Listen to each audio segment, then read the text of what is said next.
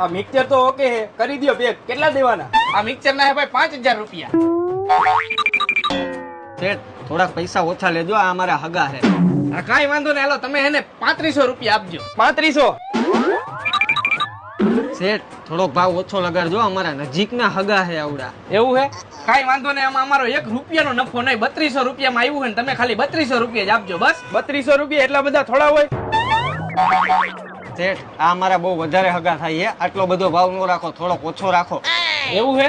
કાંઈ વાંધો નહીં, તો એક કામ કરો, તમે આ મિક્સર અને મફતમાં લઈ જાઓ, 1 રૂપિયો નથી જોતો. અરે વાહ ભાઈ વાહ, તમે તો બહુ સારા માણા કહેવાય ભાઈ. જોયા ને આપણા શેઠ? અરે વાહ શેઠ વાહ, તમારા જેવા હારા માણા મેં ન જોયા. અરે હારો માણા કાંઈ નહીં, આ મિક્સર લઈ જાય ને એના પૈસા તારા પગારમાંથી કાપવાના હે. હારવાલામ કામ કરવા માંડ જા, બરોબર ને? અગાઉ હોય તો કઈ ધંધામાં શરમ ન હોય.